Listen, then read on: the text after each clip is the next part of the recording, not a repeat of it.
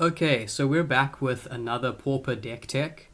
Today we are looking at a mono black sacrifice deck using Carrion Feeder as one of the main pieces. So a lot of people will know this card. It's one of the better black 1-drops in Pauper. So it's a zombie, 1 mana for a 1/1. It can't block, but it has sacrifice a creature, put a +1/+1 counter on Carrion Feeder. So it's a limitless sack outlet, and obviously it becomes quite a big threat once you sack enough creatures. And what's also quite cool is that it means that if your opponent kills your creatures, or if they die in combat, you can still get value out of them by sacking them to Carrion Feeder. Then, going alongside Carrion Feeder, we have Mortician Beetle, 1 for a 1/1. That says whenever a player sacrifices a creature, you may put a +1/+1 counter on Mortician Beetle. So this obviously has great synergy with Carrion Feeder and can also be a massive threat in itself. Interestingly, this card was first printed as a rare, but was later downshifted straight to common. So as I said, this is a sacrifice-centered deck. So basically the point is we want to sacrifice creatures that give us some value when they die. So first up we have Footlight Fiend, 1 for a 1/1. When it dies, deals 1 damage to any target. Then we have Serrated Scorpion, 1 for a 1/2. When it dies, it deals 2 damage to each opponent and you gain 2 life.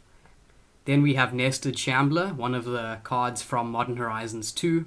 It's 1 for a 1/1. When it dies, create X tapped 1/1 squirrel creature tokens, where X is Nested Shambler's power. So this is also very cool, and when it dies, it creates even more tokens that you can sack.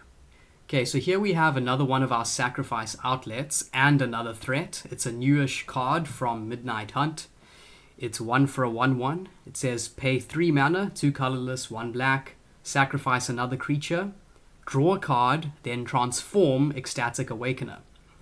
So when you transform it, it becomes a 4/4 demon. So yeah, pretty decent threat, sack outlet, and card draw all in one.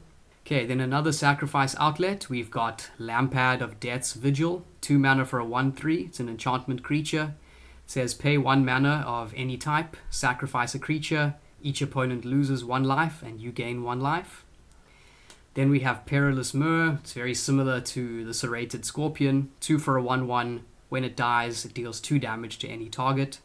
Okay, then since we're a death-centric deck, we have some death payoffs. So this is Bone Picker, which I really like it. 4 mana for a 3/2 with flying and death touch, but it costs 3 less to cast if a creature died this turn. So obviously this has great synergy with all your sack outlets. And this is a card which seems very powerful, and you do see it in some Pauper decks, but for some reason it hasn't found a place to shine in like a true tier 1 deck yet.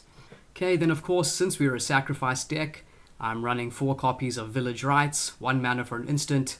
As an additional cost, you have to sacrifice a creature and you draw 2 cards. Just excellent card draw in this type of deck. Then our mana base is quite low. I mean, we only have 14 swamps and we have 4 dark rituals. So, but in a way this is quite nice because our curve is very low and you don't want to end up being flooded. Oh right, then I almost forgot about Shambling Ghast, yet another 1/1 zombie. It's from the D&D set, so it says when it dies, choose 1. Your options are Brave the Stench or Search the Body. Brave the Stench means target creature an opponent controls gets -1/-1 until end of turn, and Search the Body means create a treasure token. So more versatile value when this creature dies. So that's the deck. It's quite a fun deck with some power to it. So if you have many of the cards, definitely take it for a spin. As always, your feedback is appreciated. And thanks for watching. I'll see you at the next video.